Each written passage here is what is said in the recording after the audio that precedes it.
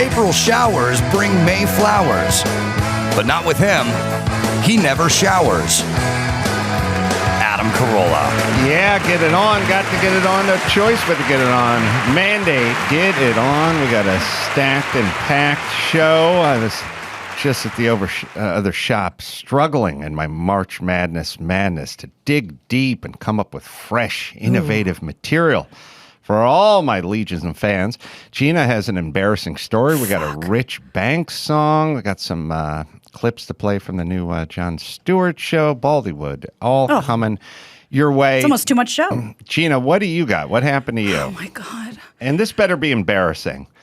Okay. I don't like it. I don't like embarrassing stories that are non-embarrassing. That it's equivalent of everyone sharing, and then the chick goes, "I'm a chocoholic." Okay, all right. That's somebody came up to me and told me I was too pretty. Yeah, that's not a real thing. I was working out, and I decided to give this guy $5. No, I want real embarrassing. Okay, let's give it a try. And remember, I don't know if there's different gender rules, and maybe it'd be funny instead of embarrassing from a dude. Did this happen today? It happened yesterday after the show. We should check the biorhythm wheel and see if it comports with that. Okay. Brian's on that. I went to the grocery store after the show, and I've been on a real hardcore, serious Wheeler Walker kick. I know all the words to everything now. Yes.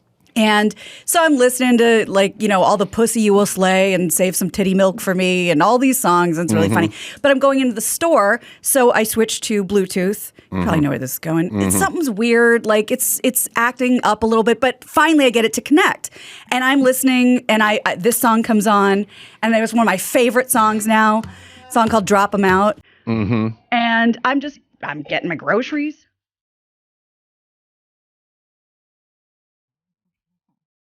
Getting cereal, bacon. And I'm kind of mouthing along, but I'm not, no one would know. I'm just kind of bopping my head.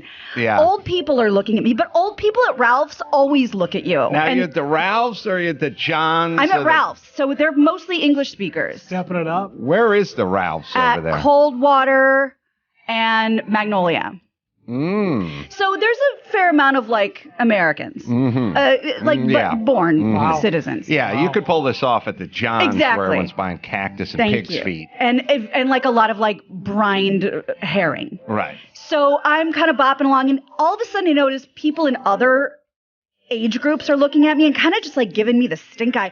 I love babies. A dude with a baby comes up and I'm like, hi. And he kind of looks at me and pushes away. What the fuck?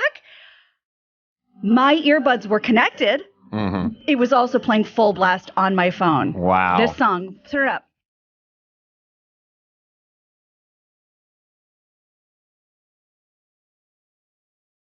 And, of course, you have a prodigious cup size yourself. It had to be so fucking weird. So bizarre to anyone walking by me. That's the song. And I'm bopping, and I'm just saying hi to babies. And then I finally realized, because my phone's kind of vibrating and I didn't notice, it was the vibration of the sound coming from a phone. Yeah. And I was like, no. How does that work? You can do both. I didn't know. I didn't mean to. Something horrible happened. I imagine it had to do with the biorhythm wheel. Do you think that's embarrassing? Well, I don't know. What kind of day was yesterday for Gina? Intellectually strong at 97 out of 100. However, physical was a minus 63. Well, this was a physical problem with my phone. But it was pretty fucking embarrassing. All right. Well, that is pretty fucking embarrassing. We got a Rich Banks song we've been sitting on for a couple days. It might have something to do with Gina. I don't know. All these things have stopped me from doing something I've wanted to do for 20 years. Say goodbye to thee. No! Yellow Brick Road. Why are they gonna shrink down? Why are they going away? They should have stayed in the bra. Doesn't matter how much they weigh. I know your bra can't hold them forever. The straps created a groove. The sweat of melons causing back pain.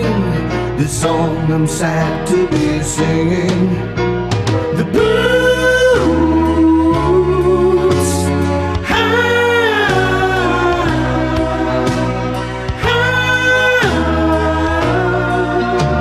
So goodbye, Gina's big boobs.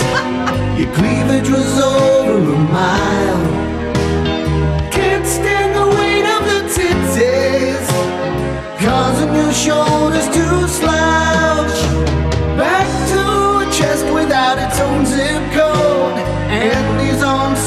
sidewalks.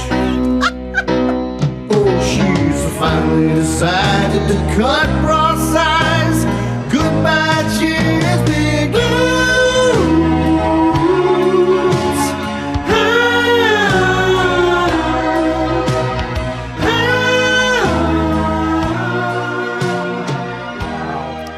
Stirring Rich, tribute. stirring, beautiful. I love that Elton John song too.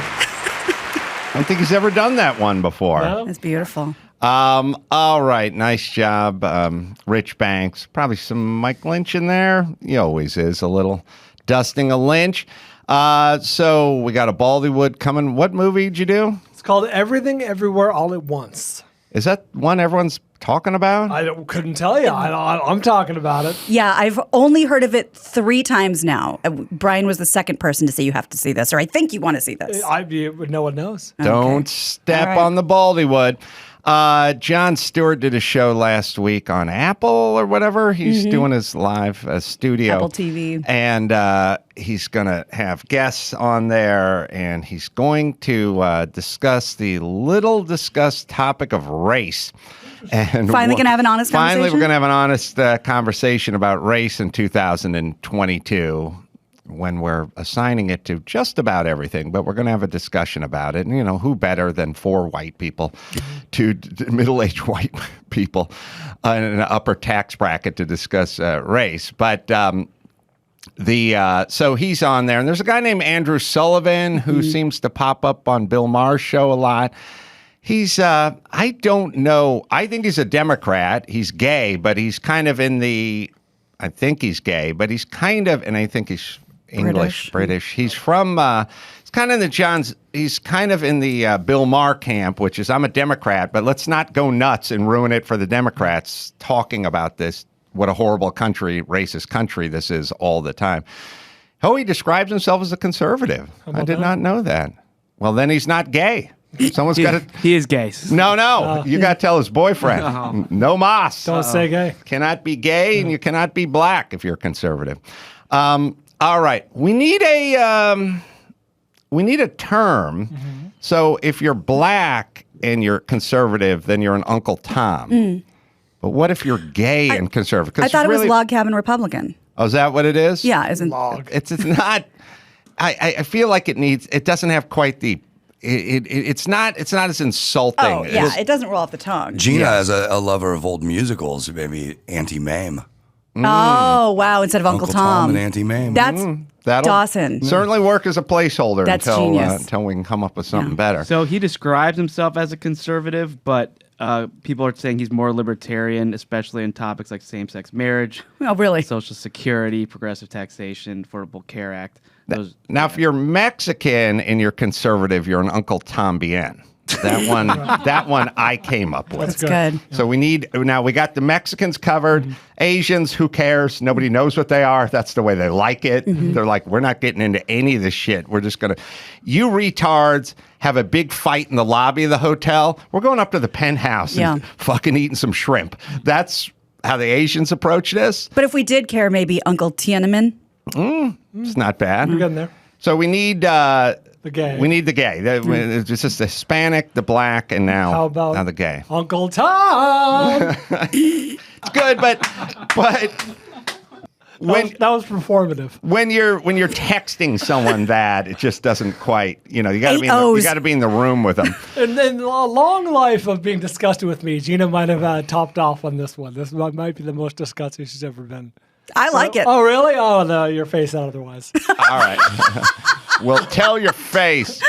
We will. I'll play a clip. So Andrew Sullivan he's coming in via Zoom, and the rest are on the panel, and he's essentially trying to make the argument that America's not that bad. And I'm a more. Here's my whole thing with everything. All right, I will sign off on the premise that all you honkies have that this is a horribly racist country. Why is 83% of the human beings on the planet who are people of some color killing themselves to get here? It just that. That's the only metric I'll use. That's all I need to know. Why is the rest of the world, the black and brown world, almost exclusively trying to kill themselves to get here, either on a raft or through a river or stowaway on a cargo ship. That's my trump card on this argument. But here's Andrew Sullivan and Jon Stewart, and the gal is she does this thing called the Race to Dinner. Her name is Lisa Bond, and that's an interesting. What is that? Do you know? It's a grift where white people make money from other white people by paying them to go to dinner and talk to them about being an anti-racist. This is where we're at. I'm in the wrong business. Yes, I mean Chris actually has it. Yeah, so right now I think that the cost is $5,000. Jesus. Yeah. Go to the French Laundry twice. Doesn't include food. Does not include food. Oh my God. And it's 8 women at the table, and basically you all the women have they're white women. They have a dinner, and they just are taught about race. They get browbeaten until they dessert. get shamed. Yeah, like they say, oh, we bring up topics naturally, like yoga. And then we discuss how it's cultural appropriation, and we inform these women how they've been racist and how they can lead their lives. I mean, they have a point. What's more appropriated than yoga? That's a good point. Feels a Brady Bucharest. Yeah. All right, we'll play the clip. I think you are not living in the planet most Americans are, which is why this kind of extremism, this anti-white extremism, is losing popular support, is creating a backlash, is going to elect Republicans and undo a lot of the good you think you're doing. This is what happens when you don't talk about it. This is what happens when white people don't talk about it, is you have racist dog whistle tropes like this that actually perpetuate and perpetuate and perpetuate. Interested in the audience.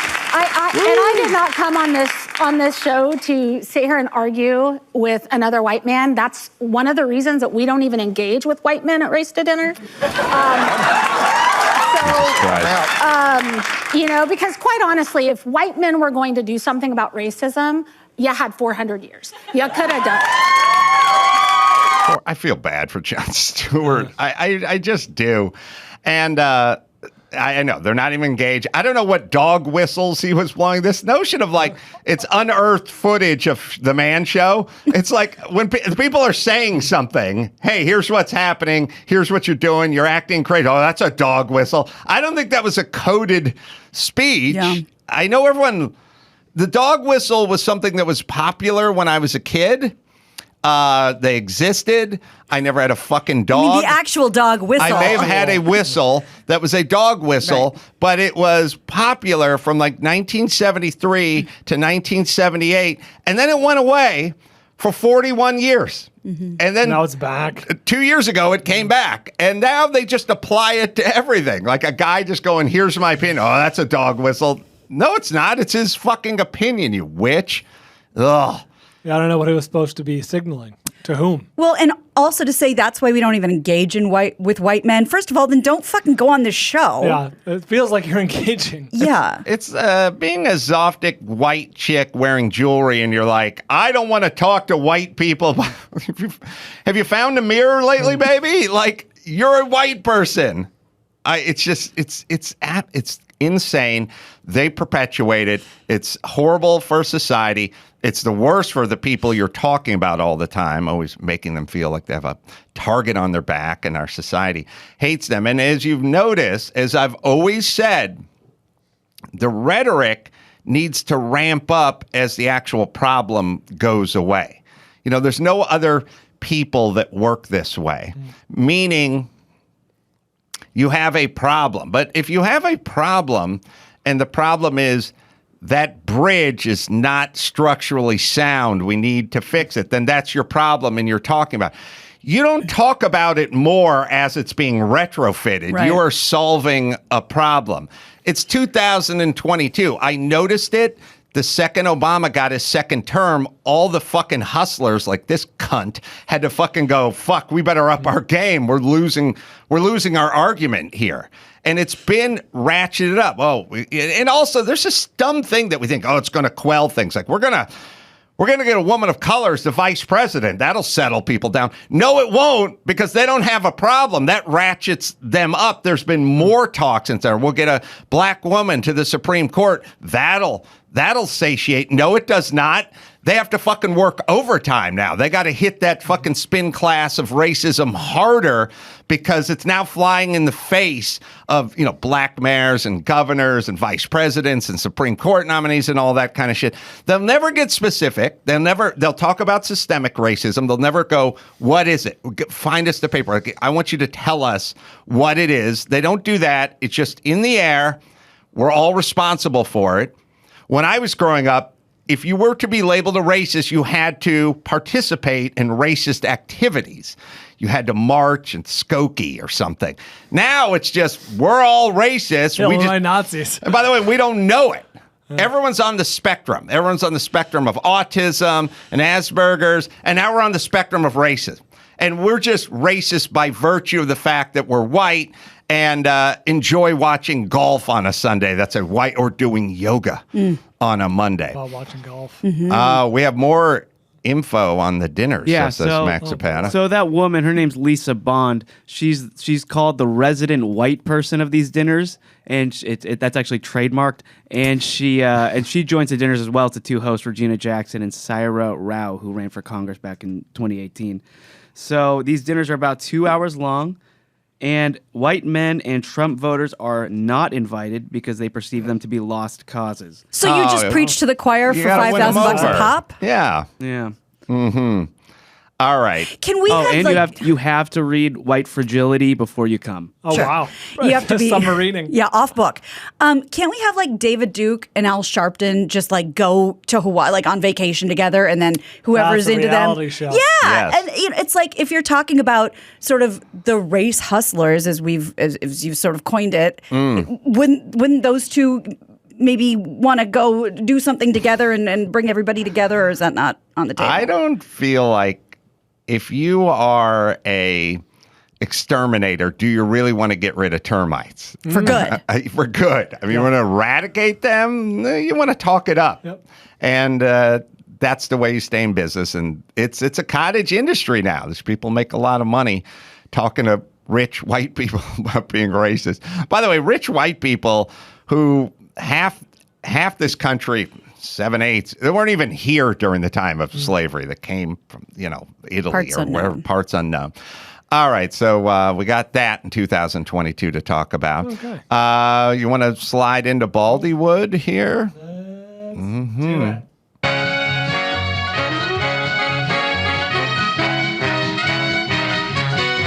Hooray for Baldywood! He will tell you if a movie's good. Bryan will review the flicks that he's seen up on the big screen or in his Netflix queue. Before you spend bucks, remember his taste sucks. He loved that train wreck piece of shit Transformers 2. Hooray for Baldywood! Everything, Everywhere, All at Once is the name of this title. It is a 2022 film written and directed by two gentlemen who go collectively known as the Daniels. It is Daniel Kwan and Daniel Scheinert. I've not seen their movies. This is the first movie of theirs that I've seen. Their writing, directing team, starring Michelle Yeoh. By the way, if I get into these names wrong, please give me a break. I'm not super familiar with a lot of these actors and how to pronounce their names. Michelle Yeoh. Hold on a second. Let me make this a little bit bigger. There we go. Look at that. Kehu Kwan, who, by the way, you may know, audiences will know who he is because he was the actor in Indiana Jones, the Temple of Doom. He was Short Round. Yeah. Data and Goonies. guy. He was Data from Goonies. Yeah. Wow. Look at that. That's him all grown up. He looks the same. He does in a weird way. He hasn't acted much in the last... since maybe the early 90s, late 80s, he has been big into stunt coordinating. He actually has some pretty impressive credits for stunt coordinating, and this is sort of his big return to acting, I guess, we're looking at right here. Stephanie Hsu, James Hong, and Jamie Lee Curtis are also in this film. 97% amongst the critics. 95% amongst the audience. Wow. This is Heard good things. This is hitting on all cylinders. It's a limited release. It's only in LA as we speak, but coming up on Friday, the 8th, it goes wide all across the country. They premiered at South by Southwest just a month ago, and here it is in theaters already. This is okay. So the new trend are multiverse movies, right? Multiverse. You got things going on in parallel dimensions or parallel universes. There's a lot of ways to explain it. It's the time travel movie of our time. Our time travel movies were big in the 80s and 90s, and this is our I guess our version of that. Quantum realms. Indeed. So this opens with Michelle Yeoh as a sort of harried mother in like Los Angeles. She's got a daughter, she's got a husband who's played by grown-up Short Round, and he's a bit of a schlub, and they live on top of and they own and operate a laundromat. Here in LA, they live up a meager existence. They're not rolling it by any means. And they get a note. Their daughter's, she's in high school. She's finishing up going to college. You have a bit of a transitional period. What is our lives? What have our lives become? The elderly father lives with them. It's all the tropes. And then they get a letter from the IRS that they're being audited for their business. And Jamie Lee Curtis is the IRS officer and or agent, I guess you would call her. And she's going over you bought a karaoke machine. That's not a deduction. You can't. And of course, Michelle Yeoh thought, I didn't know. How was I supposed to know? Blah blah blah. And while they're sitting there, weird things start to happen, and Michelle Yeoh starts to get glimpses of like herself in other lives, and she has a bit of what maybe a casual observer would say is like a mental breakdown, right? But like she's convinced, oh no, I'm seeing other universes, and her husband starts to kind of change personalities right there with Jamie Lee Curtis. I'm going to play you a clip just to give you an idea of what this movie is, and it's pretty visual. People listening at home may want to look it up themselves, but it's a minute. It's going to give you a good idea of what goes on in the movie. So this movie, so much about flying under the radar, Asians. So the movie's got everything. And when I say it's got everything, it's got stunts, crazy action. It's got like a little bit of heartfelt stuff with the family. It's got humor.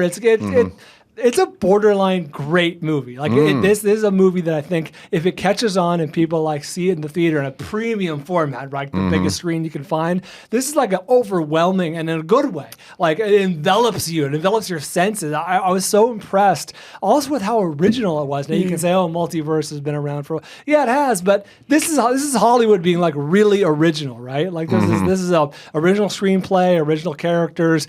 A 59-year-old Malaysian woman is the lead, and we don't blink an eye. And it's great. She's convincing. She pulls off all the stunts. She's a martial arts actor. She can pull it off convincingly, and it's legitimately funny. There were some loud laughs in theaters. Wow. Do you think people will remember this movie by next year for Oscar season? It's funny you mention it because we just had the Oscars. This is the kind of movie that if there's any justice, it would be up for a few Oscars, including Best Original Screenplay. Like it's unique. It's a breath of fresh air. It's kind of everything you want. I know a lot of people listening, they just don't see that many movies. I hear from people all the time, go see one movie a year, 2 movies a year, whatever it is. And my job, I look at Baldywood, like my job here is to like tell you when it's a good time to go see a movie. Everything Everywhere All at Once is that this is where you go to see the movie. This is where you hire the babysitter and go see the movie on a Friday night or whatever it is, because it's a lot of fun and it's really, really good. How long is it? 2 hours and 20 minutes, and it zips by. Wow. Yeah, like I looked at my phone at one point. I was like 2 hours into it. Wow. Yeah, it was. That's great. All right, let's see it.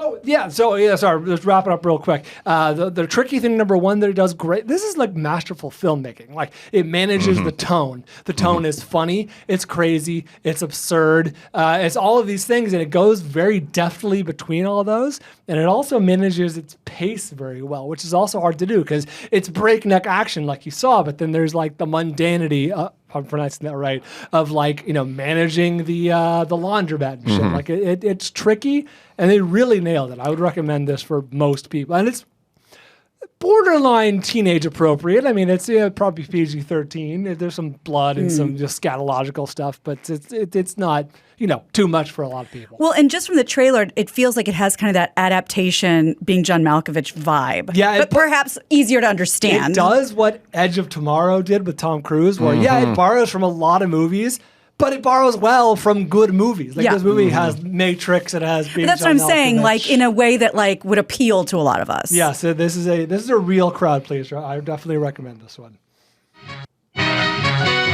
Hooray for Baldywood! It's rated R, so I hear. It is?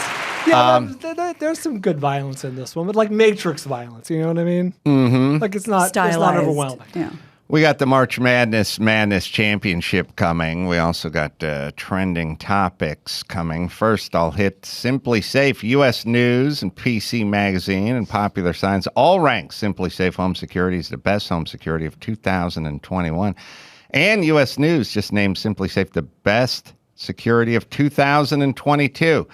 Great company, started by a couple, I think in college. They had a friend of theirs get ripped off. They tried a bunch of other security companies. None were good, so they built their own company. Protect every door, window, and room 24/7, backed by the best professional monitoring in the business, ready to dispatch police, firefighters, or EMTs. Less than $1 a day. You can set it up yourself in about 30 minutes. No long-term contract. You can try it out for 60 days free. Customize your home's perfect system in just a few minutes at simplysafe.com/Adam. Go today for a free indoor security camera plus 20% off with interactive monitoring. That is simplysafe.com/Adam. All right, we'll take a break. March Madness and trending topics right after this. It's time to check Adam's voicemail. Ace, thanks for the blast from the past. The Hoodoo Gurus. Saw them in Omaha, Nebraska, the now defunct Peony Park. They opened for the Bengals. Susanna Hoff and the Bengals the same night. Get it on. You can leave us a message at 888-634-1744. All right. We're into the championship of March Madness. It's here. Today, we crown the champion of March Madness. After 30 brutal brackets, we're left with 2 topics standing. A recap.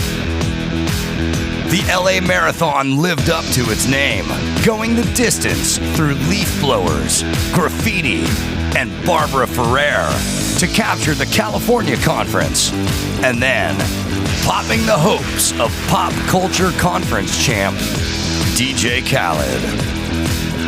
And the TSA terrorized the competition from the big government conference, denying entry to Kamala Harris, AOC, and teachers' unions before sending Classics Conference champion Backup Beepers back to the showers.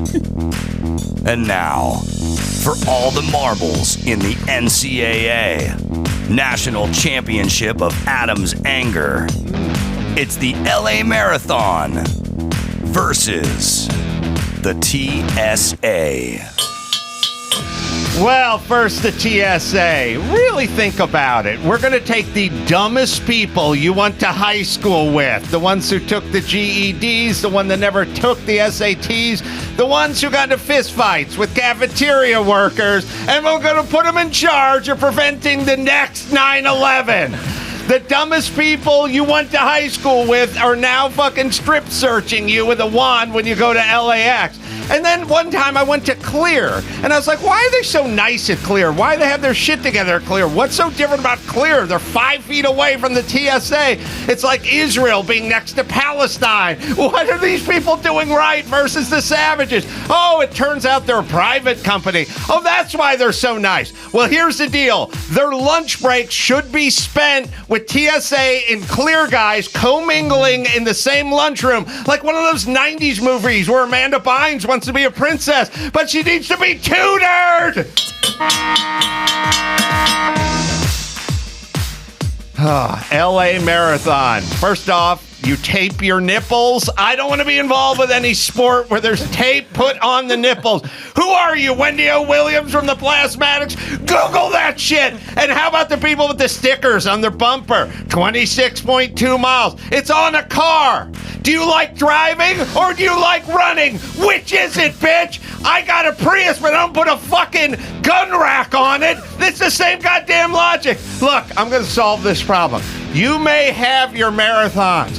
I don't like the randomness. When is it? Oh, fuck, it's this Sunday. I got to get downtown. We're all fucked.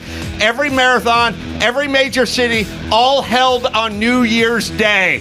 New Year's Day. No one's working. No one's shopping. No one's got shit to do. We all fucking ate too much. We slept till goddamn noon. Go fucking prove your resolution to yourself on New Year's Day, and we'll never be confused again. North Carolina and Kansas, baby. Yeah, exactly. I was afraid of one team not showing up and just having a blowout, waltzing to victory, cutting down the nets with 2 minutes left. We didn't get it. We got a game. No, we did. That said, I feel like somebody really pulled ahead in the 11th hour. Yeah. I get that. I get the beef with TSA. I hate TSA too. I love Clear. But LA Marathon continues to be so majestic. Giving. Yes, with everything. He comes up between the homeless running in their own race and pushing them off the pier at the end to running on New Year's Day. Yeah. That's perfect. I won't go, but Andy can run. The innovation in the fourth quarter really pulled away. And frankly, I was more entertained by marathons. Same. I think we have a winner. Congratulations to this year's winner. LA Marathon. LA Marathon. Congratulations to the LA Marathon, the 2022 National Championship of Adams Anger Tournament champion. Thanks to everyone who played at home, and we hope you kept your bracket, as many of these warriors will face off again next year in March Madness. All right. Wow. Well, I'm done. gassed. Thank you. Championship effort. Your glasses are all fogged up and everything. My head got hot, man. All the blood went up to my forehead. All right, so I get a little respite here with the trending topics and Maxipata. Oh, yeah, there we go. Oh, yeah.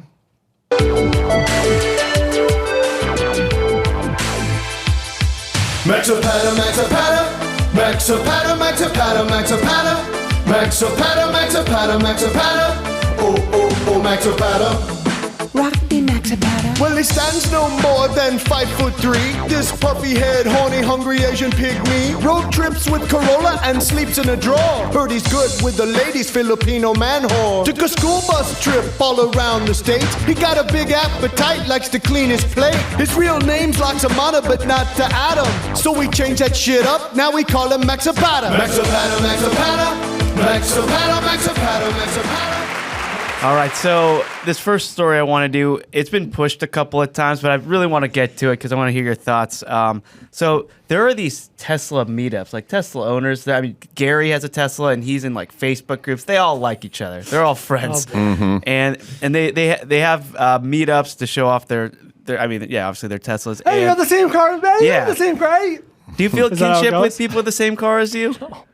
I mean, obviously, with Subaru owners, Subaru, we're down. Actually, that's a good point. It's a motorcycle thing. Look, I mean, I do with Priuses, and that means I love half of LA. But if a Prius cuts me off, I'm going, all right, man, it's cool. But a meetup is like, isn't that just for like vintage muscle cars? The meetup at like Bob's Big Boy? They have like cars and coffee that are always Sunday mornings at wherever around Malibu and LA. Tesla. Yeah, and also Tesla. 4 models. See, like back in the day, you'd have the car, and then you'd have the guy walk up to the car, and he'd go, "Oh, you went with the Holly double pumper? That's cool." And I put some hooker headers on here too, and then I went with a coilover suspension in the rear. This is like I used my iPhone and got an upgrade in the suspension. Like it's all this stuff is downloaded. All this. Right. I went with no badge and a red tee. Stuff. Yeah. Right. I see you reupholstered your frunk. I had my. You talking to me? I had the door handles. I had them shrink wrapped, flat black. It's like I've seen a lot of those, by the way. Leave the fucking look. Elon Musk is a genius. He knew what he was doing. He wanted his door handles the same color as the car. Walk away. Yeah. He knows more than you. Yeah. So did you skip the whole cars and coffee thing after you got rich and got all your cars? Well, the first deal breaker to the cars and the coffee is the meetup is the Starbucks in Malibu at 6 a.m. on Sunday. Yeah. That's number one. Number two, any car worth its salt is louder than shit, which means you're backing out of the garage at 5:10 on a Sunday. They love that shit. Anyone who's a neighbor of anyone who's a devout cars and coffee guy there should be a class action lawsuit. Like, you fucking miserable guys firing up his, bucket tea with the open headers at fucking 4:30 in the morning. Yeah. So no. And then also, I just never felt the need. I'm not a club guy. I like going to the vintage races. I like seeing what everyone's bringing out. I like seeing that stuff. The cars and coffee, some cool stuff in there, but a lot of just guys. Look, it's sort of like it's sort of like cribs. It's like Little Wayne's got enough to afford a Lamborghini Aventador, and it's black. There it is. Anyone with money could get that car. There's nothing. There's no story behind it. It's not that interesting. It's just, I have made money. I can buy this car. It's basically the car version of a Rolex. I got a bunch of money. I can spend $18,000 on a watch. Yeah, it's not interesting to me. Yeah. I'm the same way, because I've been to many car shows with you, and they've been the most prestigious car shows in the world. So when I do see other car shows around town, I'm not impressed. Doesn't move the It needle. doesn't. Yeah, it's like I was just at the Playboy Mansion with Adam, and then I go walk into like a Victoria's Secret or something. It's like getting started on fine wine. Work your way up into that shit. Enjoy the cheap stuff for as long as you can. I've been ruined. So anyway, there's a clandestine Tesla meetup one night, and some guy decided to get into a 2018 Tesla S BLM. And this video was viral. Maybe it's a color or something. Maybe it's like black or something. I don't know. Metallic. Mm-hmm. But anyway, so this guy's like, there's a street in LA called Baxter Street. Oh, like downtown. Yeah, it's a huge hill. Yeah. And these things have a lot of torque, these Teslas. And this guy's like, I'm gonna jump Baxter Hill. Wow. Yeah. Like a Duke boy. Yeah. So let's take a look at it. He went for it. He went for it. Here we go. It's just the top of the street. Oh, he's got serious air. Oh, I mean, he God. traveled 150 feet, got 25 feet, 15 feet in the air. I mean, he just launched it. But comes down on the front bumper, basically. Yeah. And this is 12:10 a.m. He was 8 to 10 degrees away from going ass over tea kettle. Yeah. Yeah. He nose first crashed into a Subaru. Mm-hmm. I don't like that. Gina, sorry. I mean, we know that you're brethren. Share the love. So did he rent that Tesla? Yeah. So exactly. So he paid the insurance $5 police a day. said that it was a rental vehicle, but they have no idea who did it, and they still haven't caught the person. But how do you do that when you have to turn it in, like a long-term rent? Somebody's name is on that. That's what I thought too. But I guess that person wasn't driving It's a Dropbox for keys. Yeah, nobody's saying anything. And so anyway, there's this guy who got hit with the Subaru, or whose Subaru got hit, gets up, sees a Subaru. He had to GoFundMe. His name's Jordan. Trying to figure out where we're at. He has insurance. His car's parked on the street, but he started a GoFundMe page. Yeah. What do we think? Like, where's it at? I wouldn't have thought to start a GoFundMe page. No. I've had a car hit and run. It's just like, now you got to take care of your shit. I've had 2 of them. And you don't get the price, but you get something. Yeah, well, it depends. Sometimes if the car is totaled, you'll actually do better, depending. I've had friends who's had that happen to. But then he started... Look at him. There's the Subaru owner, all right. He's already raised the price of a Subaru. Yeah, he reached his goal. Standard. He got the $23K. Yeah, I got the $23K because he said his That's Subaru. a lot of lease payments. It's a lot of deductible, That's an old Subaru, though. Look at that. I know. Yeah, no badges. I don't know what year Subaru is. Gina could probably check her laminate in her purse. But, I mean, that thing's got to be 15, 20 years old. Yeah, that boxy style, they don't do that now. Street value on an old ass Subaru is $3,700. All right. Yeah, good for him. Yeah, so he said it couldn't be turned or driven. Obviously, he got Subarus weren't meant to be driven. They're meant to be seen. And he said the cops are going to do nothing about it because it's property damage. No one was hurt.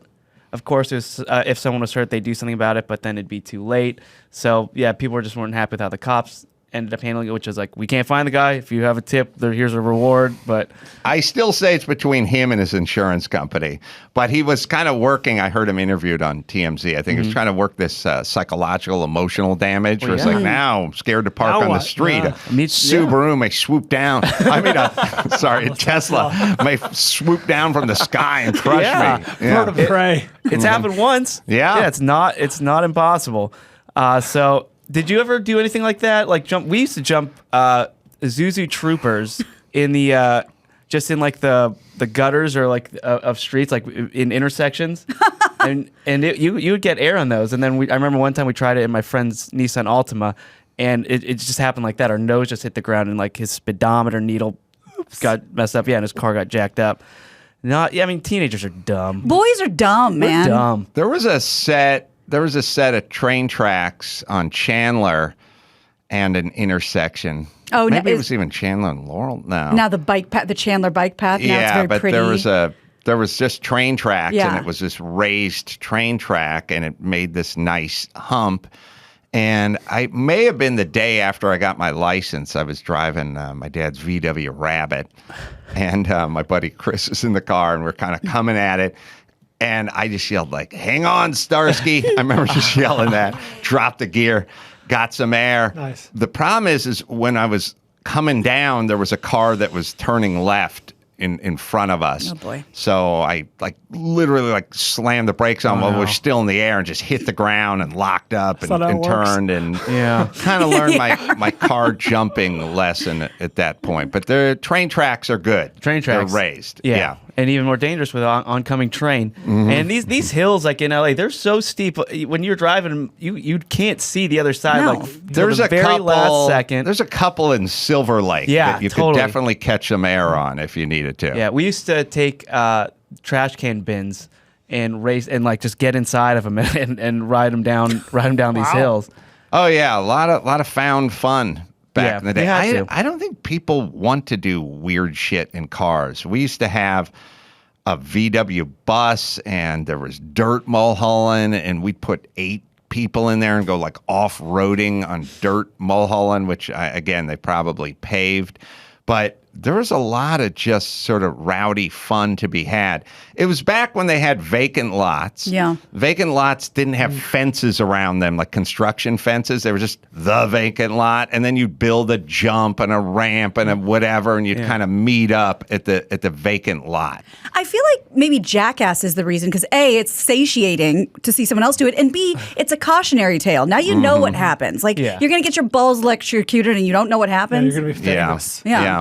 Yeah, I don't think it's going to be part of Sonny Natalia's future. And plus, one of the biggest moves in cars is the e-brake was where the e-brake was. The e-brake was down where the stick shift was. So you could get going, drop a gear, and then e-brake it and slide around a corner. Now the e-brake is Mm-hmm. and there's a button. It's just, It goes automatically mine's a off the pedal. time. Yeah, a pedal. It's no good.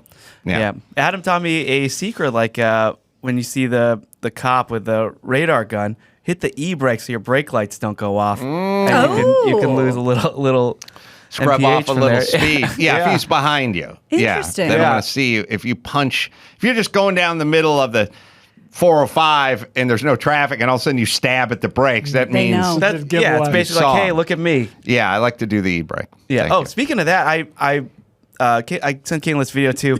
This car had this custom modification on. I took a video of it because I found it quite annoying that whenever he turned his turn signal, it was a pickup truck, his brake light would just flash. So look at this. Is that illegal? Like what? I had That's to drive no good. behind that guy every time he hit his brake, everything would just flash for a bunch of times. Strobe. Yeah, it's strobe. It looks like 6 a.m. in the morning. Yeah, it looks like a deer light. I mean, it's really powerful. Whenever I hit the turn signal. You could have a seizure. if you're epileptic, that could send you into a seizure. Yeah, that's a weird one. Yeah, I don't like those. I agree. All right, let's get into this next story here. So, police officer in Georgia resigned because a TikToker filmed him on his phone with a woman performing sexual acts on him. So this guy just likes to climb towers. So he just was climbing a tower, and he zooms in on this cop engaging in sexual activity with a woman. Mm-hmm. And he posted it, and it got millions and millions of views on TikTok. The caption was "Police caught on cam." Hashtag tower climbers. We need some context. Was she speeding? I mean, was there an infraction I here? know. Tit for Was tat? something to work off? They couldn't get Debt an to interview. society? He was too high on the tower. They couldn't hear him when he was asking his questions. How do they know? I can't tell by the video that she was performing something on him. Well, he admitted it afterward too. Well, so 16 million views. All right, so a lot of people saw this. and over that actually. And then so he told the news outlet that the chief told the news outlet that he planned to meet the Thompson, that's the officer in the video, about the video, but the cop quit before the meeting. Oh boy, sad. Yeah, and can't we arrest the guy who unlawfully climbed the tower? I illegal. Feel that's pretty illegal. There's got to be some sign up at the bottom of the tower saying, "Hey, man, high up there." Yes. Yeah. So, but then this officer's other charges started making light into the public. Like in 2017, he shot another officer in the arm in what an incident report called an accidental discharge. And he reportedly he reportedly claimed he was cleaning his gun when it got jammed and fired. And last year, a woman who had previously been in a relationship with him told police that he'd been harassing her. He admitted to running her car tags and getting her new address and was suspended for 2 days without pay.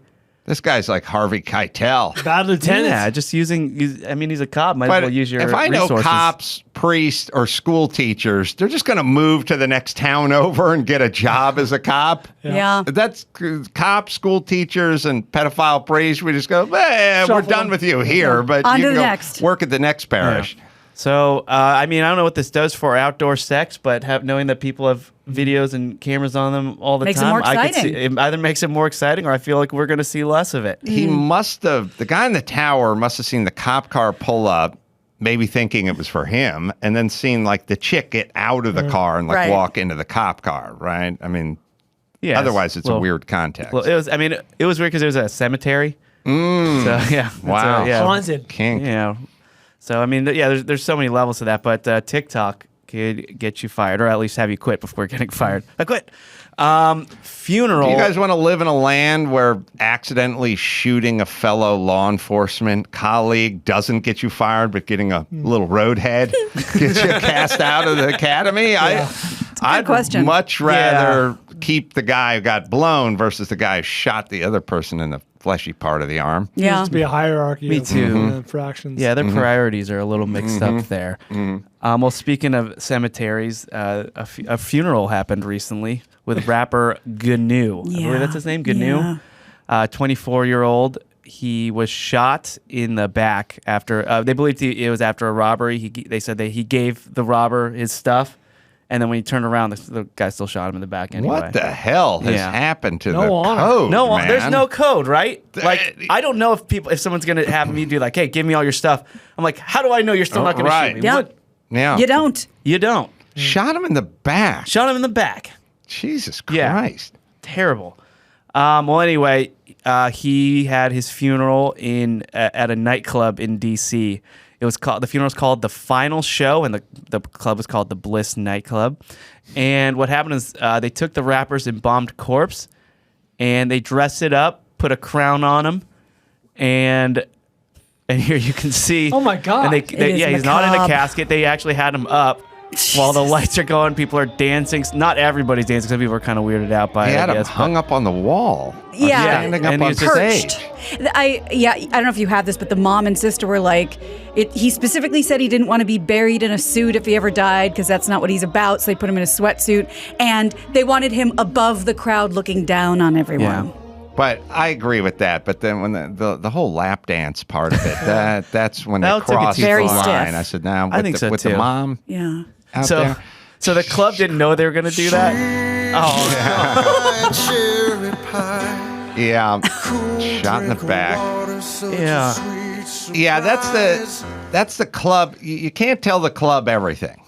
Yeah. You know what I mean? Like, I'm renting it out for the night, full Yeah. stop. yeah. You're right. Wow. And this is like, Ask for forgiveness later. I feel like we see this a lot in, I'm going to take Dominican Republic, Puerto Rico, like where there's these like basically full scale dioramas instead of caskets. Yeah. You know, like he's sitting upright at the poker table. Well, there's the weird, I don't know, there's the Russian one where it's a clear coffin. Maybe it's Russia's. Other places where they'll put you in the clear lucite Right. one. Oh, wow. Yeah, oh, yeah. Could be a COVID thing. I don't know. It could be, But man. there's Lucite's killing other it. countries countries where they put you in the clear one and then put you on the back of the wagon and just bring you all the way through town with that.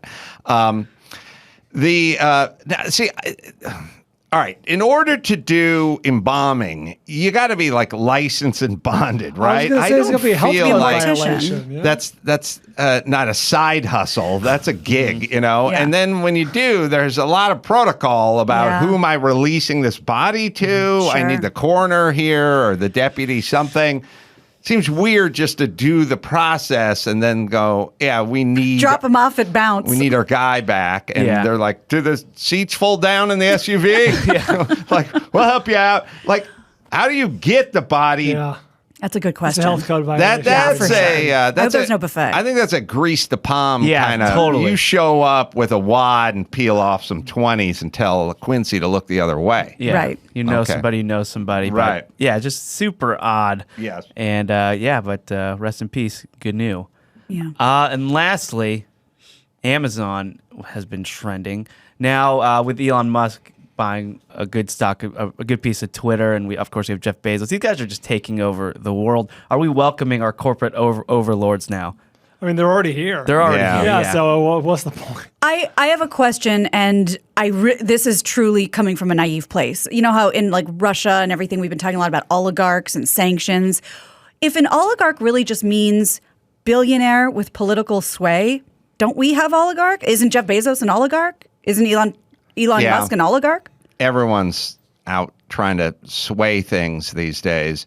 My feeling is if you want to buy a yacht and put strippers on it, fine, it's your money. But if you want to explore space and find some sort of battery pack, invent some battery pack that all single-family residents can store energy in their house, or if you're going, people suspect he's going to Twitter to try to open it back up to a more free dialogue platform. If you're going to do that stuff, then I got time for you. Like, I'm fine. Elon seems like that's the path he goes down.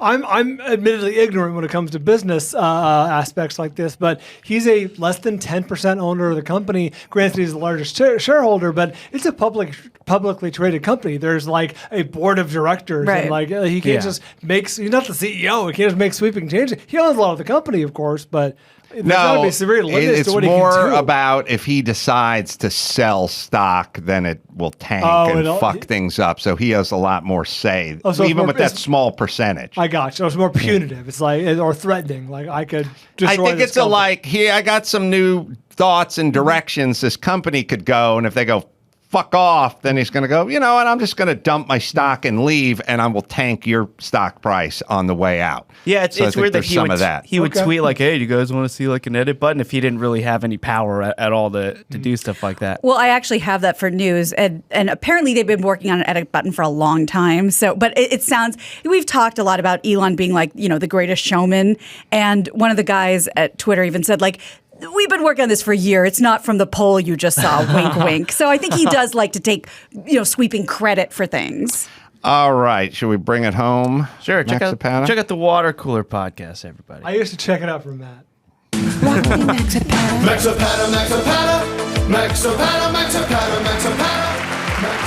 You got some JB Weld news over there? Yeah. So I have been working on my house, and we want to take submissions from listeners. So if any of the listeners have been using JB Weld, email us questions@adamcarolla.com and with the subject JB Weld, and send us a video or a story of how you've been using JB Weld, and we'll share it on the show. Here's the time that I used it on my liquor cabinet, and I took a video. Oh, beautiful. Mm-hmm. Thing's huge. You sleep there? The studio apartment. Yeah. From my house, this is a cabinet that we got right when we moved in. A friend was looking to get rid of it, so would want to get rid of that. It was this weird blue color, so we decided to paint it green and make it our liquor cabinet. The only thing is, it didn't come with any knobs. Those gold knobs there were just holes. So we went to the store, got some ones we liked, but the holes were a lot bigger than the screws. So in order to fix that, I took JB Weld's Quick Wood, and it's like this putty in a tube. I was able to roll it up, and just using my fingers, I filled the holes with the Quick Wood and let it set. And then once it hardened, I took a drill and I drilled right through it. Look at you! And now I was able to get these knobs in there with the screws and tighten it up, and can't even tell. Just got to paint it, but works perfectly. And I now have a knob to open my liquor cabinet. Thanks, JB Weld. Well, you can get to your booze. More pull than the that. holes. Is it a pole? I don't know. A pull. The holes were The yoked pole out. hole? All right. Albert. Let me tell you about JB Weld. That is the world's strongest bond. It's a brand DIYers and pros have trusted for over 50 years. I always used JB Weld back in my garage wrenching days because I used their product originally on metal for like repairing mufflers and exhaust pipes and stuff like that. But now they've expanded. They got the super glues, the putty sticks, probably what Max Pata used over there. Yeah, it's a quick wood. It was like putty, but you could just roll it up in your fingers. And I didn't mention this in the video, but I did sand it as well, Adam. Sweet. Yeah. And it's good for any surface, practically. Metal, wood, plastics, glass, and ceramics as well. You keep it in your kitchen drawer, toolbox, or wherever you keep your craft supplies as well. And I got it in my garage. I got it in the shop. I have it everywhere. Also, they're the proud owner of Herculiner, the original DIY truck bed liner. So if you want to do it yourself, you go with Herculiner. If you're looking for the world's strongest bed liner, Herculiner has you covered. JB Weld is available at jbweld.com, Home Depot, Lowe's, Walmart, AutoZone, Advance Auto Part, O'Reilly, Amazon, Michaels, and more. And it is proudly made in the U.S. of A. It is JB Weld. All right, Elisha Cuthbert is going to... Is it Alicia? Alicia. Yeah. Sorry. I know what her name is. I screwed it up. That's You met her in Loveline in 04. Years ago. Wait a minute, was I there? Oh, yeah, I was there in 04. Yeah, God, Alicia. was I not there? I know. Cuthbert is going to join us right after this.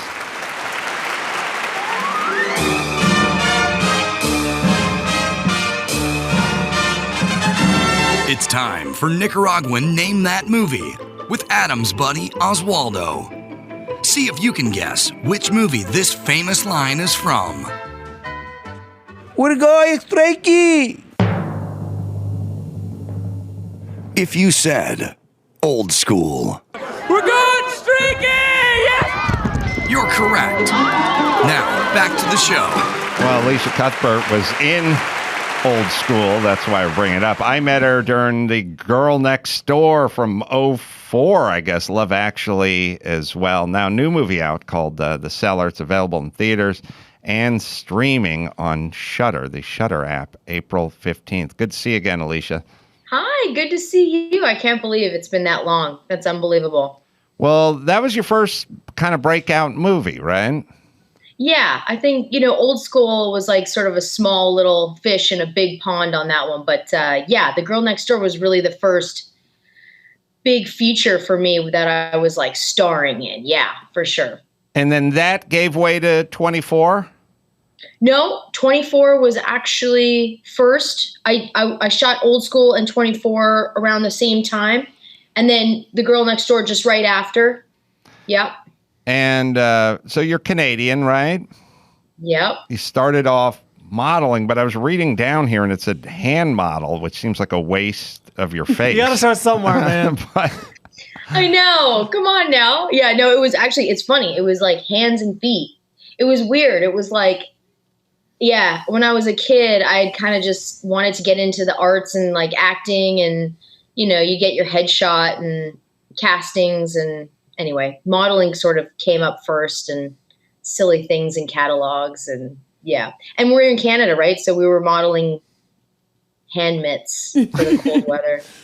do you have to have nice hands to model mittens? I feel like I would throw a bone to the people with horrible hands. Or no hands. Or possibly just no hands. Up there. Eh? Yes. It's true. You should, yeah, I don't know. You shouldn't have to have nice hands to model gloves. Maybe it's a length thing. Maybe it's got to be a perfect fit. I don't know. Yeah, and you probably were too young for engagement rings or cuticle pushers. Yeah, I mean, whose kids' hands aren't cute? I mean, they're adorable. Well, we all think our kids' hands are cute. I know. And they all smell amazing, right? But yeah, I know. I forgot. My kids are twins and they're 15, but I forgot the baby smell. The baby smell is awesome. But it's not that they give off a beautiful musk. It's that they're always freshly bathed and slathered up with lotion. Of course they fucking smell good. They don't walk off a construction site. Everyone else smells. They can start smelling pretty funky pretty quick, let me tell you. Well, it's feast or famine with the kids because it's either baby lotion or they shat themselves. Exactly. As an adult, you live somewhere in the gray area in between the 2 cents, I would argue. Absolutely, yeah. I don't know if you know this, but I just had a baby 10 weeks ago. Mazel tov. Yeah, 10 weeks ago. I had a boy. I have a 4-year-old daughter, but I literally gave birth 10 weeks ago to our son. And I'm right in that smelly stuff, good and bad. Yeah. And are you in Canada? Did I already ask that? Oh, you're out in LA. I'm in LA, yeah.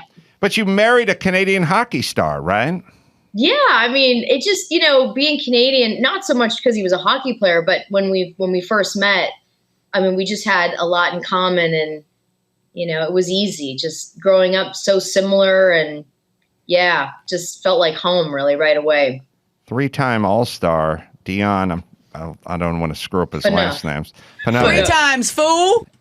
I've always said this. Hockey players are quietly the best looking of the athletes. Mm-hmm. First off, it's just... Are they? Yeah. You of all people shouldn't be surprised. They're the right... Well, no, don't they all have, teeth missing? I mean, I don't understand. I want to know what your theory is on this. Well, okay, here's my theory. He's not dating goons. Yeah. I'm not. Yeah, we're not. I don't date enforcers. The first thing is they have a symmetry, whereas other sports force you to be super tall in order to play it or overly muscular. Women quietly like swimmers and hockey players because they have good muscle, but they're sort of sinewy and they're not not so much upper body and no legs. And there's a good thing. They they won't let you in the league unless you can grow a magnificent beard. Yeah, sure. They'll have great beards. Not patchy. Lots big heads of hair. You don't see a lot of male pattern baldness. And skating is sexy. And skating, and so it's kind of like taking 2 sports and combining them. And then they quietly slide under the radar because everyone knows about the ballers and the basketball players and the football guys that are waiting down in the lobby for all the groupies. Hockey, they don't talk about it, but they quietly go about their business. That's right. They're a little more conservative, aren't they? If you talk to a very hot woman and you go, "Who are you married to?" They will either go a hockey player or a chef. Oh, yeah. Oh, wow. Oh, a chef would be amazing. See? Wouldn't it? They love blades. Yeah. I mean, and also, don't you find chefs generally are pretty rock and roll? They're yes. As in they've nuts. got the tats and they're kind of badass, and you get a great meal every night. I mean, it's amazing. Yeah, I don't know about the great meal every night, but that'll probably wear out by year 13 of the marriage. That's the fantasy, though, right? Yes. The fantasy is that you're getting just fed great food all day long. Well, you know what? I was just thinking about. I was picturing Mark Garagos' son, attorney Mark Garagos, his son Jake, big strapping guy. He's a chef, and every year I go to Mark's house for Christmas, and Jake's in charge. And when you walk into the kitchen, Jake's there. He's got the sleeves rolled up, and he's working it, Now, here's the thing. Everyone loves a dude with some kind of head something on, some bandana or something, but it's got to be earned. Otherwise, you just look like an extra from an 80s gang movie. And there's nothing worse than the guy with the head stuff and the bandana when it's not earned. Yeah. No come on, flop it's sweat. 60 degrees outside. You're walking. Yeah. What do you need this for? You're standing over the broiler. This is earned. Yeah. It's mopping up sweat. The hair's over the top. You got the head thing on. The sleeves are rolled up and you're moving. Plus, you can throw it down for effect occasionally. Yeah, you get angry and throw it at a busboy or something. Get out of here, Manuel. Speaking of that, you know what a very sexy accoutrement is? The towel over the shoulder. Oh, he does the towel. Of course he does. He does the towel. Yeah. Or their own personal knives. Oh, yeah. You got to unfurl them. Yes. Unfurl the knives with the deer antler handle. Yes. Oh my God. Yes. I'm dripping right now. It's great. Now, look, you could marry, there's other professions. You know, you could marry a mohel. Sure. But that's good for like once every 7 years or something. Like, I don't think there's a lot of use there. Yeah. Well, but here's the question. Yeah. Would you rather be married to a chef who might not want to take the work home? Or would you rather be married to someone who's a non-chef but really enthusiastic, you know, watching the videos, trying stuff out, blah, blah, blah. You just described me, dude. That's exactly, my wife is a cooking enthusiast. You know, she's a professional, but she enjoys cooking as an amateur. And it's fantastic. She's always experimenting, always trying something new, always, found a cool recipe. Let's give it a shot. Yeah, I do that too. I think this is like choosing, do you want to be rich or famous? Because rich, it's like you get it all for yourself. Famous is like the clout of my husband owns a restaurant. Elisha, you do some cooking? I love to cook. And actually, it's funny, when I shot this movie, this horror film, I did it during like the height of the COVID pandemic. So they flew me over to Ireland. I had to live in the middle of the countryside by myself, completely alone. And you know, the producers were like, listen, you can't go anywhere. You can't shop. You can't get groceries. You can't go to restaurants. So whatever you need, give us a list. We'll send it. I had to cook. Otherwise, I would have starved.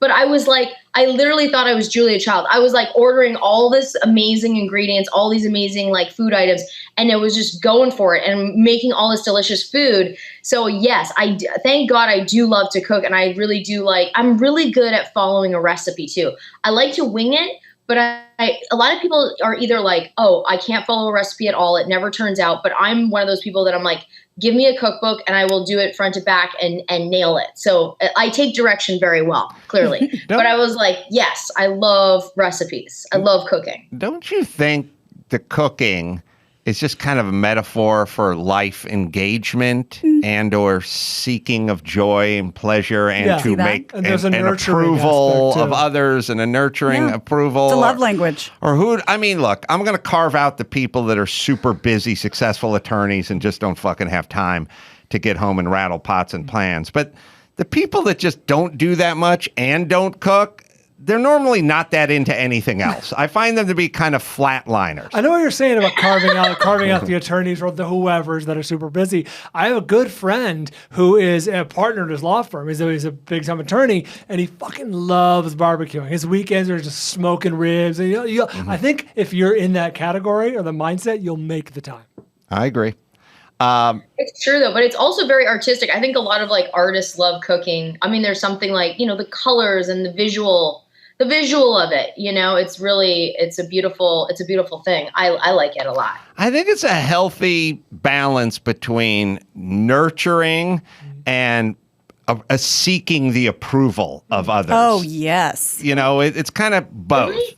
It's like you want to take care of, but you also want someone to dig in and go, my God, this is wonderful. It's healthy. Yeah, and it's therapeutic. Really weird though? I don't know if you guys feel like this, but I feel like I hate my own food. Even though it's think about Thanksgiving dinner, right? You slave all day in the kitchen and then everyone is enjoying and diving in. And I'm literally sitting there looking at my food like it's the worst thing I've ever seen. I hate making food for myself. I prefer. So maybe there is something in that approval or nurturing everyone else. And then you literally were like, ugh, I can't. I think what it is with you, maybe you're a bit of a perfectionist. I think what it is you're like the comedian who goes up on stage, does a really funny 20-minute set, everyone laughs, and then you go into the green room and you go, oh, I forgot to do the button on this one joke, or I forgot to do, and you do pick at yourself. The people are enjoying it, but you're the only one at the table who knows what you forgot the paprika or what you forgot. Yes. Yeah, you nailed it there. I think so. I think you're right on. Good Canadian low self-esteem. I like it. Yeah.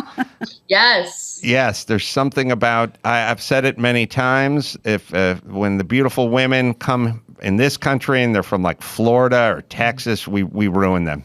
The Canadians, they keep it together. Yeah. They prioritize. They don't forget where they came from. Yeah. It's being beautiful just doesn't, here it's all the currency in the world. There it's it's good, but then you got to hit the books and you got to model the mittens. There's mittens You to be gotta model modeled. those mittens, man. You gotta model those mittens. So when did you come out to the United States? I moved out to LA in 2000. So yeah, I'm coming on like 22 years, I guess. And the thing was, it's an interesting story because I was acting from the time I was 11 in Canada and doing great, because in Canada and where I was at in Montreal, it was either any audition I went to, it was either me or this other girl, Maggie Castle, wonderful girl, not sure where she is. So shout out to Maggie, but she was brunette and I was blonde. 2 young kids, and she was my only competition. So it was like a 50-50 draw. I mean, there was no competition at all. It was great. Like, I was working like crazy. But then I was like, I just had this like thing where I was like, there's got to be more. I got to get to LA. I got to go to Hollywood. So I finally convinced my parents that when I turned 18 that I would go out to LA for about 6 months. I mean, that's all they kind of allowed for. And then they were like, listen, if nothing happens, you got to come back and go to college. I was like, So I was really like, I got to make this work. I got to do this. And so I came out to LA in 2000 and I stayed at the Oakwood Apartments. Oh yeah. Oh yeah. And, you know the ones. Yeah. I was killing it in the U building. I was like, eating my Hungry Man TV dinners. I never cooked for myself. I mean, it was really sort of, when you go to college for the first time, you got to learn how to do everything on your own, I suppose. So it was my first time away from home, but yeah. And then, so I gave myself 6 months. I auditioned like crazy. It was insane. I was auditioning. The amount of auditioning that I was doing, when I think back now compared to present day, it was like astronomical. I ended up buzzing around town every day, and they didn't have actually like GPS then either. You remember LA when we had like the Thomas guide? Sure. Yeah. You had to keep the book in your back seat. Turn to page 248. Yeah. Right. You try to explain that to someone now who was never here for that time period, and they look at you like you have 4 heads. I was like, no, I had to literally like map out like age 22. Mm-hmm. Like, it was like the weirdest thing. Anyway, that's how I learned how to get around LA. And then luckily at the end of it, I was like a week out to getting back to Canada, really down. I thought, gosh, I didn't make it work. And then I got a call saying that they wanted me to do 24. So it changed everything. Yeah, I mean, it's a huge show. Mm-hmm. And I always think about, I'm not big in the gratitude department, but I have much gratitude for Waze. I am. It's the best thing that ever happened to me. I oftentimes think about those days of wandering around, guessing. I went to Seattle with Jimmy Kimmel, and it was probably Jimmy and me and Kevin and Bean of Kevin and Bean K-Rock days. Yeah. And we were in Seattle, and Jimmy said, I used to work out at the radio station in Seattle. And I'm like, oh, where was it? And he's like, oh, it's this great radio station in Seattle. We're out there for the Final Four, I think, for UCLA. And we drove around for 3 hours. Couldn't find them. I mean, we drove every street. We drove through the fish market. Jimmy has a horrible sense of direction, and we could not. We eventually found his radio station, but would have been 14 minutes. Oh, easily. I mean, think about the amount of fuel wasted. Yeah. But I do think if you rely on that when you're first coming to a place, I mean, if you're looking for an actual destination that one day, but like really getting to understand the streets and remembering the different neighborhoods was like, I feel like really was so much easier than, you plug it in and you just rely on the GPS in your car to take you there. And then you're not really paying attention to sort of the structure or the geographics of how you got there. So I feel like it really did. It really made what felt so vast, that LA is so vast, sort of like become a lot smaller, and it made a lot more sense to me, map-wise, visually. You guys, tell me where you come down on Waze etiquette. Are you okay? Here we go. I'm going to paint you a real-life scenario. Okay. Tell me where you come down. All right. I got my guys. They're over at the shop down the street here in Glendale. They're high-dollar guys. They're very skilled fabricators, blah, blah, blah, right? Then I say to them, hey, you got to come out to Malibu, and we're going to work on the condo in Malibu. And then they go, okay. And then it takes them an hour and 45 minutes to get out to Malibu on a 8:30, 9 o'clock in the morning. Then the next day, they're coming out from Glendale again. And I go, how you doing? And they go, God, the freeway's totally fucked. There's traffic everywhere, going to be forever. And then I go, do you have Waze? Are you putting the Waze? Because I drive it too, and it gets me off on Sunset, and I cut backside through to PCH, and then they go, I don't use that shit. What?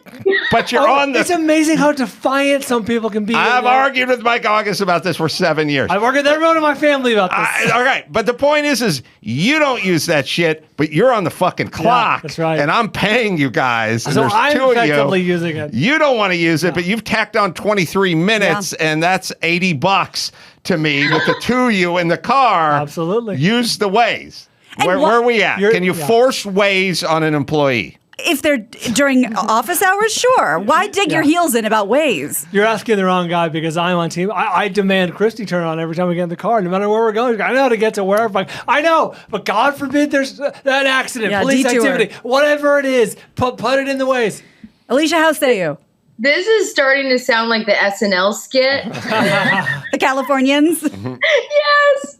We're like, just take the PCH to Sunset and then like make a left and then you'll be right there. That's a mistake. You shouldn't do that. Can you force Waze on an employee when I they're don't on the think clock? you can. Can you? I don't think so. I don't think so. If you can tell them to show up with shoes or pants. And a shirt.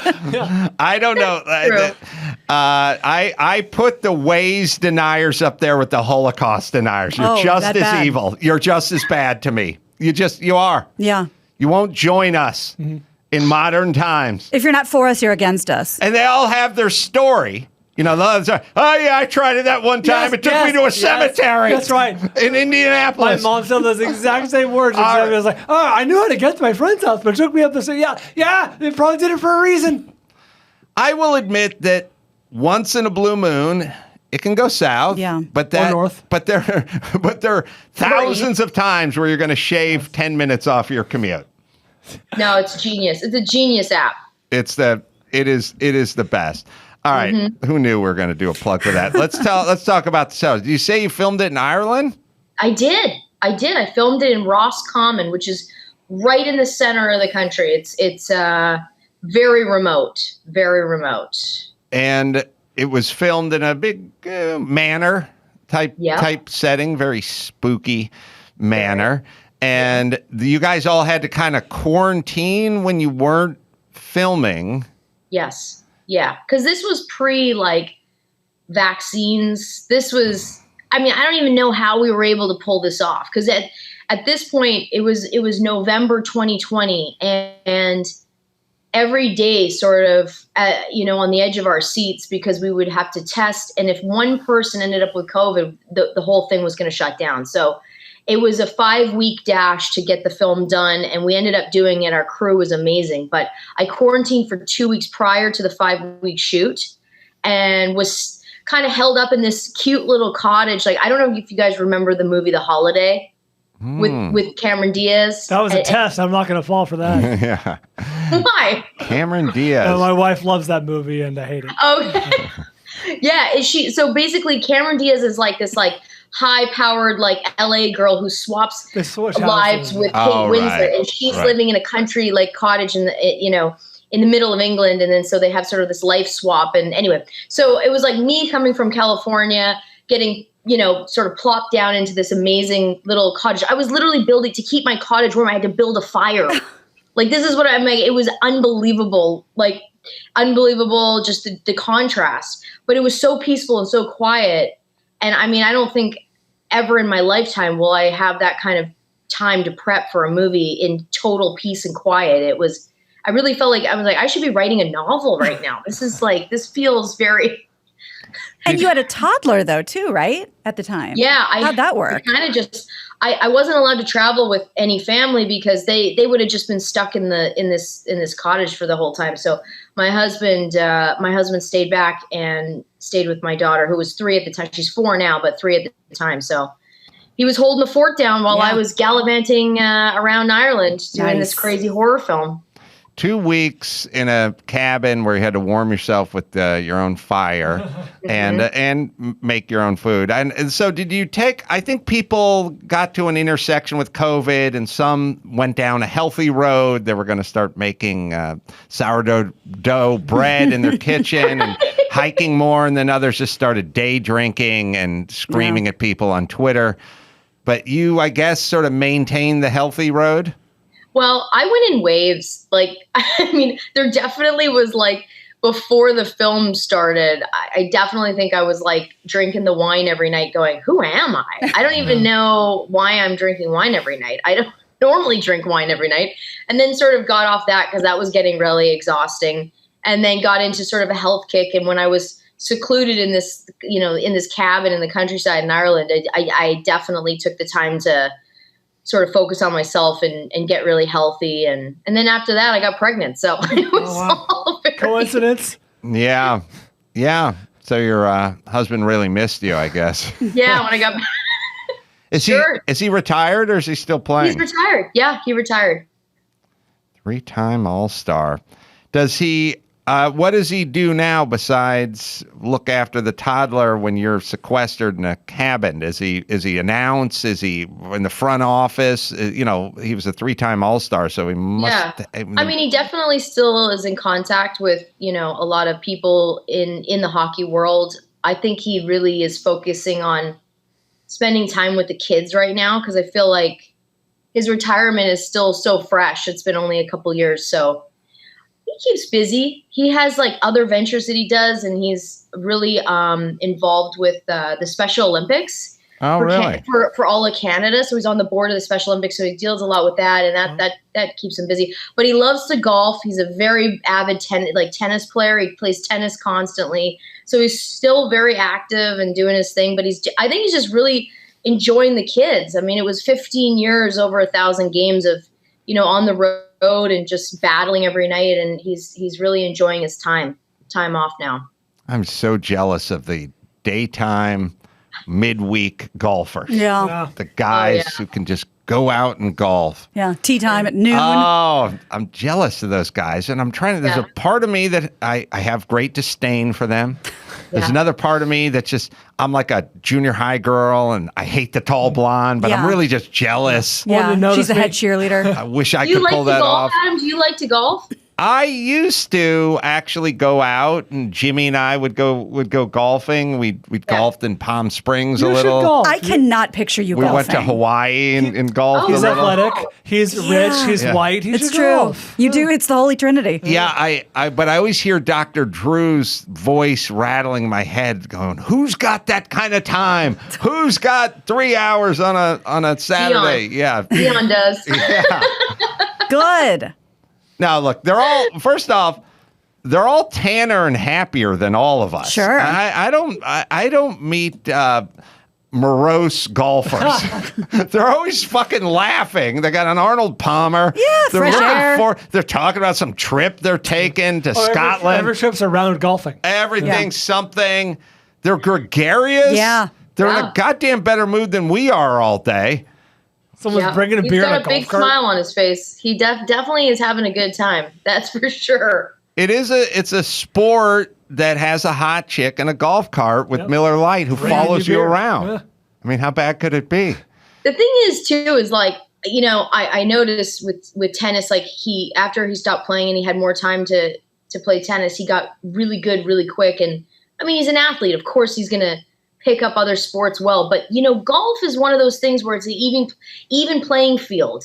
Mm-hmm. You know, I think it's a real challenge for him. So I think that's what keeps him interested in the game, because he can't master it. Right. So you're always trying to get better at it. And it's some days he comes home and he's like, damn it, I didn't, you know, it was not a good day. And then some days he's like, that one good day is like the obsession, right? Well, is what it is. In Yersey, he has an excuse because he retired. And when you're a professional athlete, you get to retire when you're 37 and a half or 39 or whatever. You've earned it. What do you retire at? It's been a couple of years. 36, I think. 30, even better. You get to retire at 36, and no one's accuses you of being lazy. No. You've a 3-time All-Star. You've traveled the world. You played 1 million games. You broke a couple of bones. Made a few bucks. Handsomely rewarded. Yep. And you go, now I'm 36. I'm going to retire. I'll play some golf. And everyone goes, good for you. But if you manage a Costco and you turn 36, you go, well, that's it with me and work. I got my tea time. You can't pitch that to the old lady. No. This guy, is he not even 40 yet? No, he's not 40 yet. And he's done. That's enough. Enough of that money-making shit. I'm done with that. Those days are over.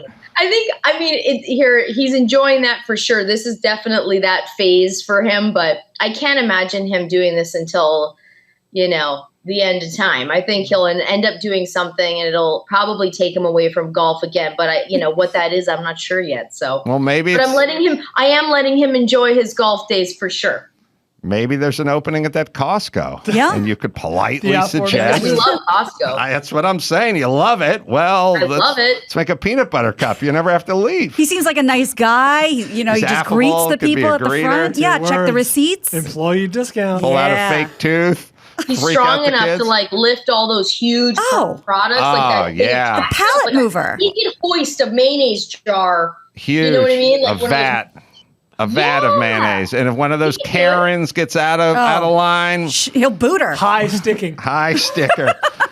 Alicia, the movie is The Cellar. It's available in theaters and streaming on Shudder April 15th. Good to see you again, my dear, and let's not take such a long sabbatical in between visits next time. Let's not. You know what? I promise you we won't. And it's so good to see you. And thanks for having me on. I appreciate it. My pleasure. Elisha Cuthbert. All right, we'll take ourselves a quick break. We'll be back with the news right after this. Well, let's start with a great example of two people who seem to disagree on just about everything, but they come together for a greater cause, greater than themselves. I like to call it the dueling Seans. Sean Penn appeared on both Fox News and MSNBC on Tuesday to advocate support of Ukraine. So last November, we've talked about this. Penn was shooting a documentary about Ukraine and about President Zelensky. He happened to be there, yes, right? which just because he was so enamored with this guy who was a comedic actor and then played a sort of a everyday guy that sort of fell into the presidency, and now this actor became the. And he was sort of. Caught on to this story early before the rest of us. And of course, that story has sort of pivoted to everything that's going on. He's since been traveling between Ukraine and Poland. He then landed on Sean Hannity's show to talk about it, and both were very honest about their feelings. I pulled 90 seconds from a long clip. It's worth watching. All right. That was last night as we taped this. Yeah. I made a phone call to you. I read that you were there, and the story interested me. If you were on this set 99 out of 100 times, we probably would be in full disagreement, right? No question about that. All right, so I make the first phone call to you. I don't know if you remember. And I said, I'm interested in the work that you're doing and why you were there even before the war started and this documentary you're doing. You remember what you first said to me? I do. What'd you say? I said that I don't trust you.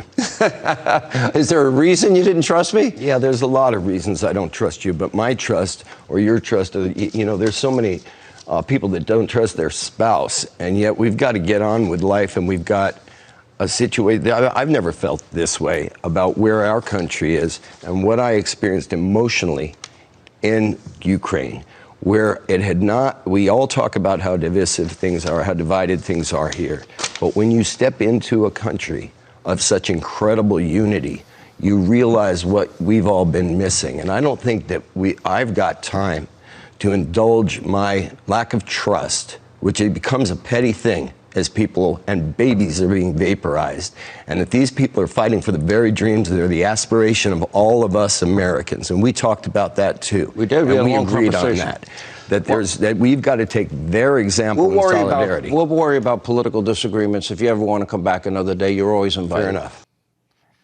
Well, there you go. Yeah. Well, I have thoughts. I knew Who's about love this. They then Mel Gibson, maybe, but Mark Wahlberg and Mel Gibson were coming on the next day or some other Fox show or something like this.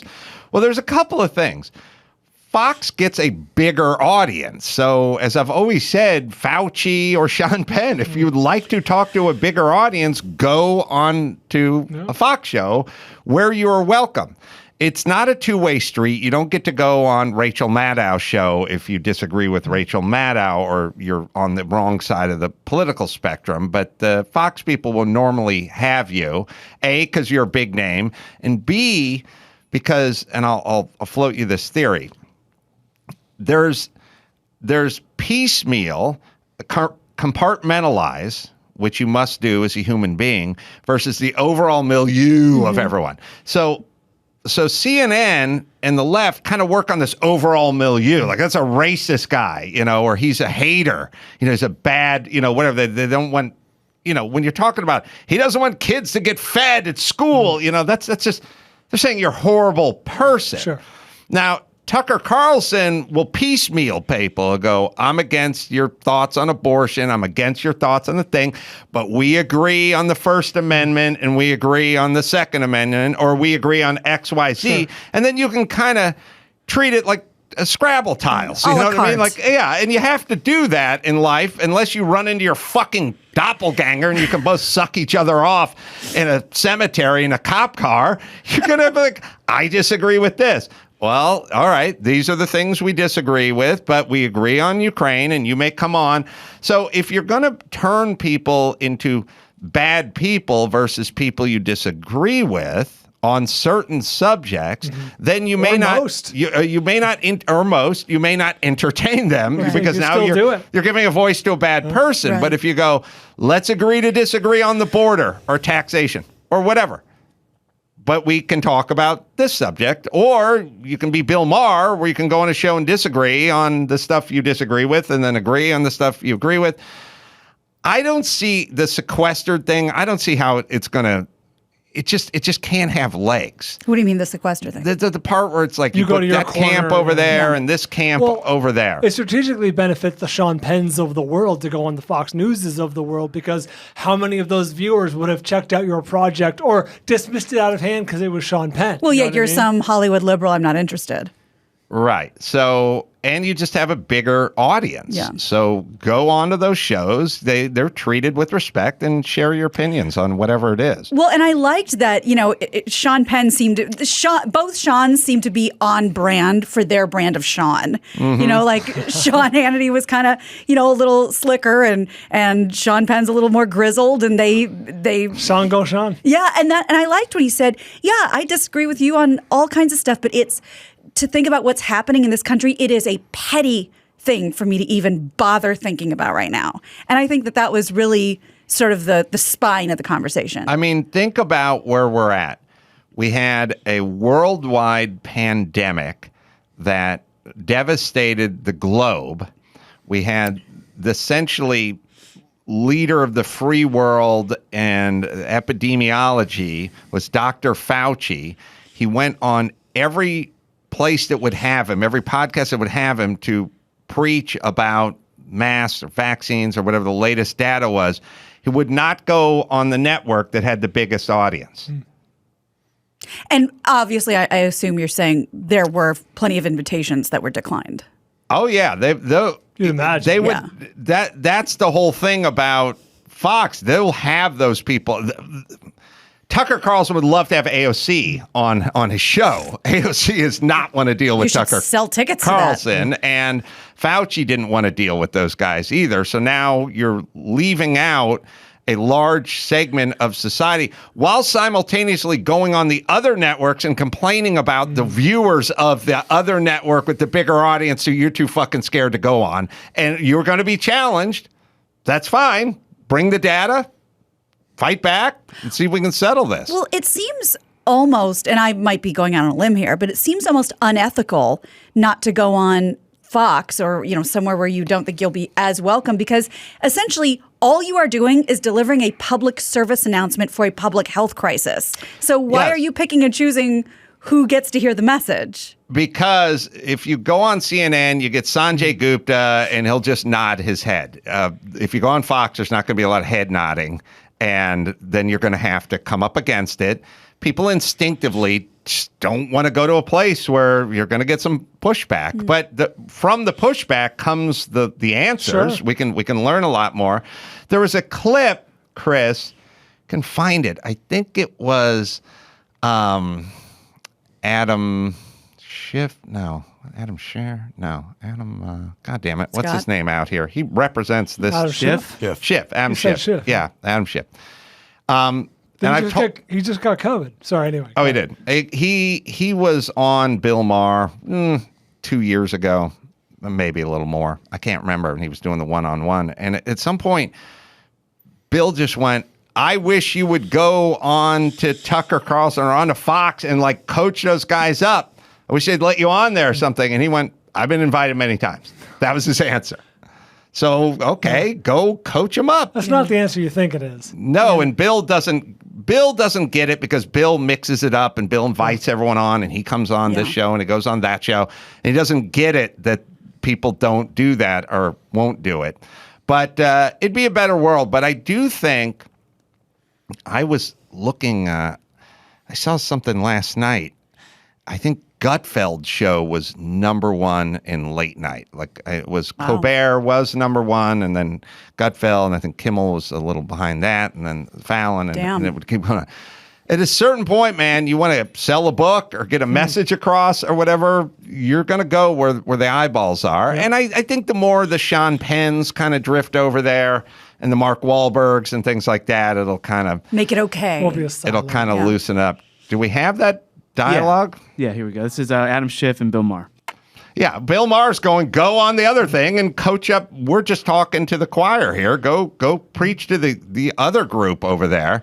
Well, it's like that race to dinner woman. That's why we don't even engage with them. Well, then who are you engaging with? The people that already agree with you? It's not the rebuttal you think it is. It's bizarre. I do like Adam Schiff. It's like I've been on Bennett. Anyway. What about Sean Hannity? But it's been a while. Standing invitation. He's not going. Well, I don't know if they're doing it again this year. The last time they did it, it's an exciting concept now where I think people would have been so bored by it in the past. That's why people want to go to Politicon that we've had here in LA for the llast few years. We want to see people engage in debate with each other that normally have zero interaction. I agree. But it's going to have to, the people, whether it's Adam Schiff or Fauci, get your shit together and go on one of those shows. The problem is they're missing some facts. It's been replaced with some feelings, but they're missing a few facts, and they don't want to get in front of people that are going to laser focus on that. And that's why they don't show up. Look, it's pure and simple. If Adam Schiff thought he could go on Sean Hannity's show and hand Sean Hannity's ass to him, he'd fucking do it. He'd do it. He's invited on the show. He knows Sean Hannity or whomever knows a few things that he knows as well that he's going to get into that he doesn't want to talk about. And now we have this separate dialogues going on. And I think it'll start with guys like Sean Penn because he's going to go on to Hannity and they're going to talk about stuff that's universally agreed upon. Everyone loves puppies, so we can talk about that. We're not talking about taxation and corporate tax rates or the border. So I'll be safe, but it'll open it up to, it's a sniffing of the hand for the stray dog. And I'm glad you put it that way because, you know how we've talked a lot on this show throughout the years about people dying is bad. Animals dying. Hold on. It's bad. Yeah. Animals dying is a tragedy. Well, that's when people really snap into action. Like I was talking to Alex Villanueva. The sheriff? Alex, yesterday on Reasonable Doubt. Fucking Reasonable Doubt, sorry. Well, I was thinking of fucking Antonio Villaraigosa, and I got all screwed up. But, what really got people going in Venice when he went in there and like cleaned up the boardwalk and everything, what really got people is a dog died in a house fire, and now people are galvanized. Thank you. That's how we work as human beings who don't really have problems. Like, you can have all the dead people, you have all the junkies flatline on all the sidewalks in the world, but one crispy dog, and now we're outraged and we snap into action. That's exactly right. And so I put it to you, people who haven't been super interested in what's going on in Ukraine. There was so much damage and shelling at the Ukraine zoo, they have to put all the animals to sleep. Wow. Yeah. An MP and founder of Eco Park in Carte vive. Ted Nugent's hotline rings. Fuel up the dually. Says the large animals will have to be put down. There's just no way of rescuing Just a them. camouflage phone. I know this sounds cruel, but if you had to do this, Gina, you would be emotionally destroyed for the rest of your days on this planet. Yeah. Ted Nugent would have a boner. That's Why how we not do it? Yeah, take the safari trophy hunters. The dentist. That's right. Yeah, you're right. Win-win, except for the tiger. Don Jr., somebody who could stomach it and maybe find some enjoyment, wring some enjoyment out of it. When you're right, you're right. The large animals. Oh, you know the guy we need? Who? Remember that story a couple years back where they like slaughtered a giraffe at a zoo and then fed it to the lions? Yeah. Fly that guy They cut in. some meat.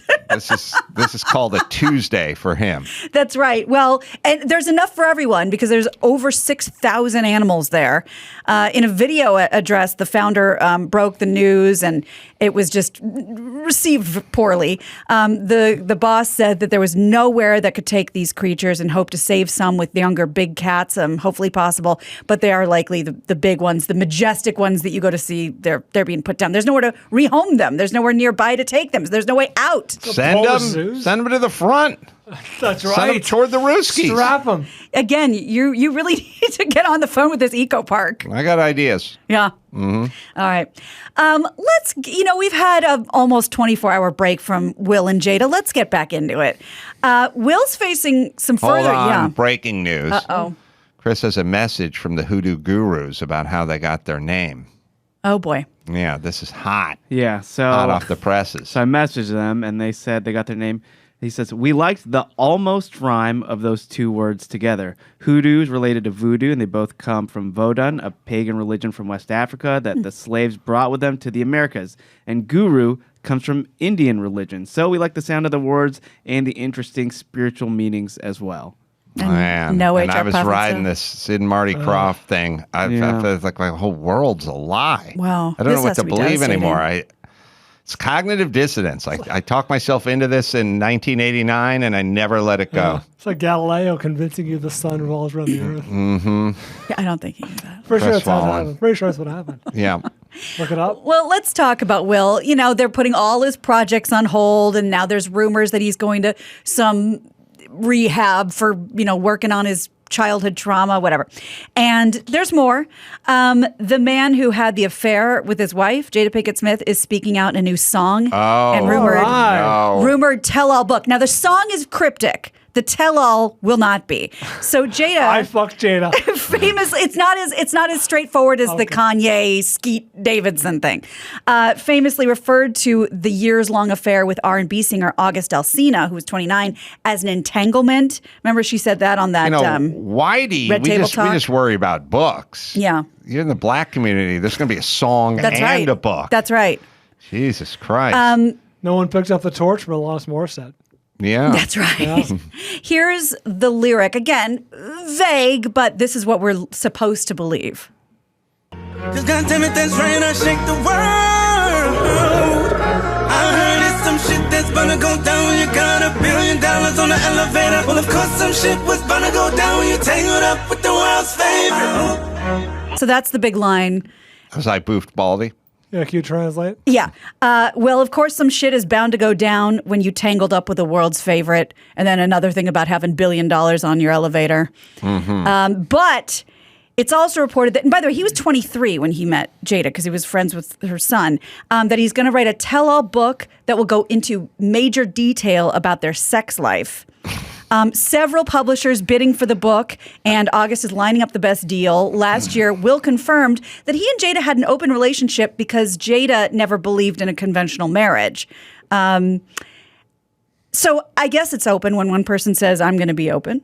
Yeah. And Chris may still be staying silent, Chris Rock, but his brother isn't. Do you know he has like a lot of brothers? Yes. Like a dozen brothers. Really? Yes. So Tony Rock, his brother, has a lot to say. This is a clip of him.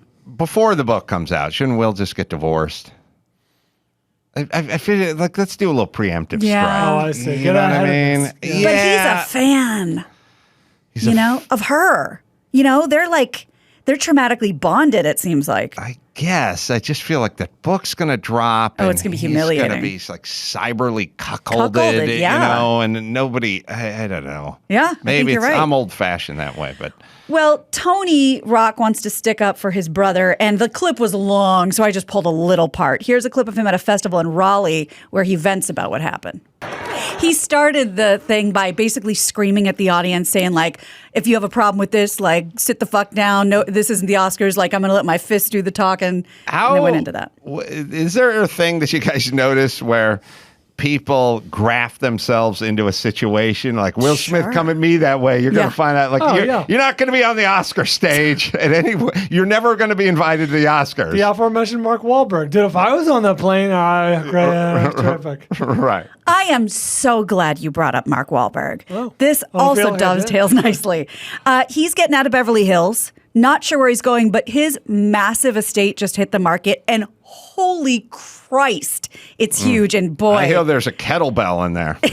He's going to turn a huge profit from when we're looking at a picture. I mean, I don't even. This is like Wayne Manor. It's like a manor. It's a stately manor with a 6 lots, and one of them as a tennis court and a house. You show that to me as that's a hotel. That's a resort. Absolutely. So overall, it's 30,500 square feet of living space. Holy. Covered in European limestone. He bought it in 2009 for $8.25 million. Goodbye. And he is selling it for $49. Bryan? 51. $87.5. Oh my God. I mean, this is a state-of-the-art hotel. We're looking at pictures. It's got a full-blown library, study room, waterfall pool, grotto, tennis court, basketball court, private spa, 5,000 bottle wine cellar. Maybe those come with, I don't know. A fully equipped gym, a movie screening room, separate quarters for any hired help, media entry space, we're looking at this golf course. Where is this? Beverly Hills. Oh, shit. I can guarantee you if I lived at that house, I would spend almost all my time in one room and mostly in a bathrobe. Just cuz? That's just cuz. Yeah, I'd probably be in the bedroom. I wouldn't be out hitting tennis balls from a ball launcher. I'd be thinking about it. But I would probably be watching TV in the smallest room in the castle. Yeah. Probably be in sweatpants and a bathrobe and be wearing slippers, but not the slippers I like. There's another set of the house that I've liked better, but somehow they're not here. They're 20,000 feet away. Yes. But how would you feel about full 24-hour live-in help? Because that makes me very uncomfortable. Like if I'm trying to relax. You never see them. Yeah, but I've been to some very, very famous people's houses, as I'm sure we all have, and they have like a full kitchen staff, and you're not allowed to like get anything yourself, and it's not comfortable. We had like the night nurse and the nanny and stuff like that. I never liked going into the kitchen. For some reason, they live in the kitchen, and you go into the kitchen, and the kitchen, to me, it was like back in the days when they had those peep shows and the little video booths or something, you're going, that's your place. Yeah. You want some Guatemalan chick standing in your buddy, that's the last thing you booth. want. That's the last thing you want. There's this weird sense of like, I'd like to come in here. Intimate. I don't want to be judged on what I'm taking out. Marshmallow, fluff, and bacon. Of the refrigerator. I can finally be me. Yes, that's what I'm talking about. You're here. Now I'm alive. entering my own kitchen, but I feel like I'm on the clock in my own kitchen. And let me just say this, because I have scared the shit out of Olga 128 times. Almost every time I walk in the kitchen, she turns around, hi! Now, here's the thing. Olga complains I'm a very soft walker, but I'm a very quiet walker. I wonder, even though there's a weight difference, I think men are quieter walkers than women. Every woman I've been around is like clunk, clunk, they're clumpers. And I'm not talking about wearing the heels or the corkies. You can hear my daughter. I can hear my daughter coming down the hall, and I know who it is versus my son. She's a loud walker. I'm a very soft walker. And then when I walk in the kitchen, Olga goes, hi! And then she admonishes me. Hey, listen. You may be startled all you want, but check that shit at the door. When you go into someone else's house and they live in that house and they're at that house, you're not allowed to be startled when the person who owns the kitchen walks into the kitchen at 7:30. You're standing inside of context. If you're surrounded by in your context. apartment and somebody comes up behind you, by all means. Not in my house. Then it scares me. Hi! And I'm always like, huh? And then I get a little lecture. You're such a quiet walker. It's like saying your hands are so clean. What's wrong with you? Yeah, well, okay, I'll take it. I'm graceful. Fine. We need to put a bell on your neck. Then as I start feeling self-conscious, Yeah. and so I'll clear my throat as I'm turning the Yeah. corner or something like that, because I sneak up on her because I'm quiet and she's always doing something, and then she freaks out. That's really funny because we, as you know, our house isn't quite as big as yours. Certainly not quite as big as Mark Wahlberg's. Confined space, but my husband and my stepson and I do we spend a lot of our time jumping out of corners and scaring each other, and nobody likes it. The person who's getting scared is pissed, but we can't stop doing it. So maybe, Olga just needs to look alive like the rest of us have to at my house. Well, expect folks who live in the house to enter the kitchen on occasion. Okay. That's fair. During business hours. All right, let's bring it home. You got it. I'm Gina Grad, and that's the news. People dying is bad. That was the news with Gina Grad. Hi! And by the way, just because you're scared doesn't mean there's something that I did that was wrong. That just could be a bad wiring situation. And Olga listens to this podcast. Yeah. And she's listening to me now. And she'll be in the kitchen. She'll check Listen, your tone. I'm talking to you, Olga. You don't. Okay. And by the way, don't settle my hash either, or actually settle some real hash. Hi! I am graceful as a swan. I walk around my own home in my own socks, and I don't have to send off a air horn before I turn the corner and head down the hall to alert you in your very delicate wiring. You know, Hi! Yeah. You're full of a lot of bravado here where it's safe. I know. But I can't wait to see what happens when you get home. Or how about you just silently be startled? Hi! I don't think you get a choice of how you're startled. Yeah, maybe you're right. Okay. All right, let me tell you about LifeLock. Tax season is always crazy, but you'll feel a little less stressed and this year if you protect yourself. Now, you got to watch out for the scams. IRS, they don't... those scammers will call and they'll pretend to be the IRS, and they want your personal information, your bank accounts. They want you to wire them money. Don't fall for that scam. It's important to understand how cybercrime and identity theft are affecting our lives. Every day, we put our info at risk on the internet in an instant. Cyber criminals could harm your finances and your credit. Good thing there's LifeLock. LifeLock helps detect a wide range of identity threats like your social security number for sale on the dark web. You'll have access to a dedicated restoration specialist if you become a victim, right, Dawson? No one can prevent all identity theft or monitor all transactions at all businesses, but you can keep what's yours with LifeLock by Norton. Join now and save up to 25% off your first year with promo code ADAM. Call 1-800-LIFELOCK or head to lifelock.com. Use promo code ADAM for 25% off. Well, Kyle Dunnigan's coming in here for a little new mat.